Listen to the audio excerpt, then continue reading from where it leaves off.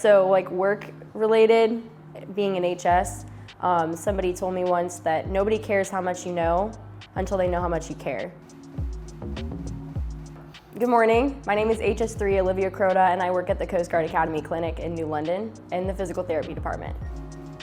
So I'm from a suburb outside of Detroit, so I'm from Roseville, Michigan. Prior to joining the Coast Guard, I always planned on being a nurse, and joining the Coast Guard, when I decided to make that decision, they had the health services technician rate, and I was like, oh, this is the closest thing to being a nurse. So I decided to just go that route, and I don't know, I guess that's what's brought me here. Average day, it's like hit the ground running, essentially. Usually in the morning we start with like a brief at like 7 a.m. and then first patient comes in at 7:30, and then how it works in PT is everybody has an hour-long appointment that is a patient, but they're staggered every 30 minutes. So you might have somebody come in at 7:30, but then you see somebody at 8:30 and whatever, so.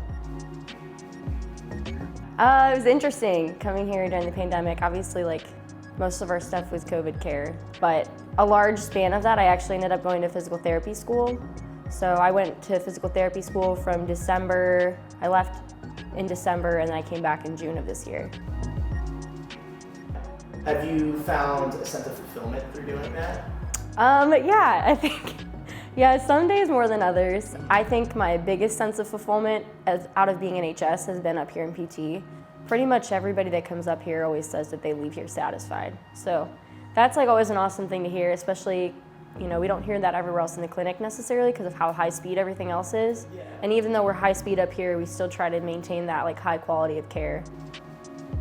There's been so many days where I've just been, especially during COVID, it's been really hard. Like work days have been longer, you know, it's hard being isolated and feeling isolated. So just the fact that I care about people and I care about my patients, that's like, I'm like, okay, at the very least, if I can care about my patients, like everything else will fall into place.